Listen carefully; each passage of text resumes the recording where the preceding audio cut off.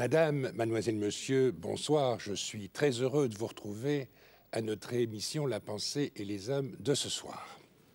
Quand on lit des guides sur la ville de Bruxelles, on apprend que Bruxelles serait jalonnée de symboles maçonniques, que certains édifices, que certains parcs rendraient compte des réalités maçonniques. Alors ce soir, nous allons nous livrer un peu à la destruction des mythes avec l'invité que je rencontre dans un instant après notre générique.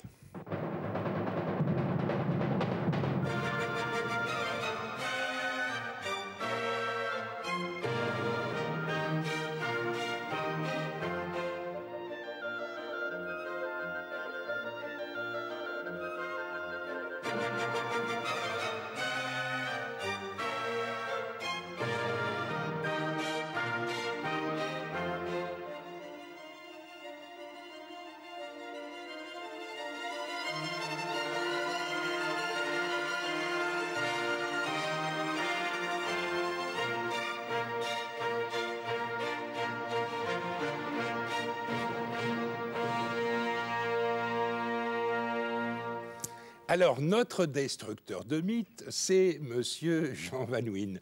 Vous avez écrit très récemment, Jean Van Wijn, un ouvrage intitulé « Bruxelles maçonnique, faux mystères et vrais symboles », ouvrage publié par Jean-Marc Dubray dans la collection Cortex. Et vous aviez publié un peu auparavant un autre ouvrage aussi relatif à l'histoire maçonnique, puisqu'il s'agit d'un livre intitulé « Un roi franc-maçon, Léopold Ier de Belgique ». Nous reparlerons de ce livre au cours d'une prochaine émission. Je voudrais me concentrer avec vous aujourd'hui sur cette destruction des mythes concernant le, entre guillemets, Bruxelles maçonnique. Alors certains vont répétant que le parc de Bruxelles comprendrait les symboles de l'équerre et du compas, que Charles de Lorraine aurait été un prince franc-maçon qui a influencé l'architecture bruxelloise, etc. Alors que faut-il penser de tout cela et sur quoi précisément porte votre critique ? Je ne vais pas vous dire, bien entendu, ce qu'il faut en penser. J'apporte simplement des éléments dans une optique très stricte de critique historique. Alors, Charles de Lorraine, franc-maçon, je pense avoir démontré, je ne suis d'ailleurs pas le seul, qu'il ne l'a jamais été.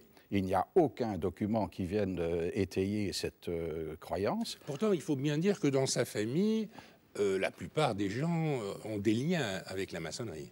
Oh, mais son frère, François de Lorraine, qui est le mari de Marie-Thérèse, et d'Autriche, Hongrie, absolument, et qui fut un maçon extrêmement actif, et non seulement un maçon très actif, parce que j'égratigne aussi l'alchimie dans le même ouvrage, mais ce fut un alchimiste extrêmement, ce qui démontre, à mon avis, qu'on a opéré une confusion entre les deux frères. Oui, mais enfin, bon, quand on évoque certains bâtiments, on sait que Gottschaal, qui lui est un maçon, architecte, a parsemé, si j'ose dire, ou établi un certain nombre de symboles dans certaines représentations. Je pense en particulier à la façade du Parlement rue de la Loi. Donc là, ce sont bien des éléments maçonniques justifiés, puisque Gottschaal, lui, est franc-maçon. Oui, sans aucun doute, mais Gottschaal se livre à la statuaire et à la sculpture en tant que franc-maçon après la mort de Charles de Lorraine. Oui, donc il n'y a pas de lien entre Gottschaal et Charles de Lorraine. Aucun. Mais vous citez dans votre livre un ouvrage sur Bruxelles insolite dont l'auteur Saint-Hilaire a fait beaucoup parler de lui. Et, allez, disons-le, on peut le dire entre nous, c'était un charlatan, hein, ça, ce gars-là. C'était un charlatan. Mais il dit, quand on regarde le plan du parc de Bruxelles, eh bien, on voit très nettement la perspective ou le dessin d'une équerre, d'un compas. Et beaucoup de gens, aujourd'hui, croient encore que la création du parc de Bruxelles est une création maçonnique. Que faut-il en penser ? Vous connaissez le test de Rorschach qui fait dire un peu n'importe quoi sur base de certaines images. En l'occurrence, ici, et pour faire bref, il est absolument prouvé documentairement que, primo, aucun franc-maçon ne s'est occupé du plan du dessin du parc de Bruxelles. Aucun. Ces plans ont été dressés par, d'une part, Charles de Lorraine, qui a voulu... lui, il est intervenu. Ah oui, c'était beaucoup plus tôt. Ça, oui, bien sûr. C'était beaucoup plus tôt. Donc, Charles de Lorraine est intervenu avec... Donc ça, c'est sûr. Lui, il cherche à créer un parc et il donne des instructions sur l'aménagement du parc. Un profane. Je crois l'avoir démontré. Deuxièmement, il fait appel à un jardinier autrichien qui s'appelle Zinner, un profane. Et un architecte français qui vient de Versailles, qui s'appelle Guimard, et qui est un troisième profane. Et on voit sur une façade le mot vitriol. Alors ça, c'est un peu... On dit, tiens, vitriol, ça c'est un mot qui a quelques résonances maçonniques. Alors d'où vient cette Oh mon Dieu, on a raconté des histoires un peu dans la lignée de celui que vous qualifiez de charlatan, ce qui est peut-être un peu méchant à son égard, mais en tous les cas, c'était un romancier très imaginatif. Oui, c'est ça que je voulais dire. Bien sûr, je m'en doutais. Eh bien, ce vitriol est une inscription en lettres d'environ 60 cm de haut. Oui, c'est assez grand. Qui se trouve boulonné dans le mur qui fait la séparation entre la place des Palais et les bas-fonds du parc de Bruxelles. On a écrit des choses assez délirantes au sujet de la signification de ce vitriol qui tendrait à prouver qu'il s'agit bien d'un parc à connotation ésotérique. Il suffit de faire une petite recherche, je ne suis d'ailleurs pas le seul à l'avoir faite, mais une petite recherche démontre que cette inscription a été placée là en 1991 dans le cadre d'une exposition de sculptures dites ésotériques et que les ouvriers communaux ont oublié de l'enlever. Donc ça n'a rien à voir, 1991, ça n'a rien à voir avec Charles de Lorraine. Non plus. Pourtant, Charles de Lorraine est un personnage important et pas mal d'historiens répètent qu'il avait quand même, s'il n'était pas franc-maçon lui-même, il avait quand même des liens avec la franc-maçonnerie et certaines loges auraient porté son nom. Et le porte encore à l'heure actuelle. Il y a une loge de la GLB et une loge de la GLRB qui portent... Alors GLB, c'est Grande Loge de Belgique, GLRB, Grande Loge régulière de Belgique. Donc il y a deux loges en Belgique qui portent le nom de Charles de Lorraine. Il y a deux loges en Belgique qui portent le nom d'un profane, Charles de Lorraine. D'un profane, absolument.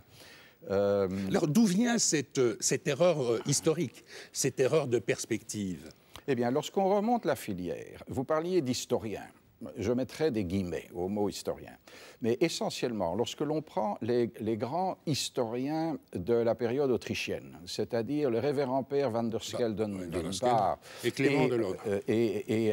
Oui, non, Clément ne parle pas vraiment de ça, mais Duchesne, le frère Duchesne.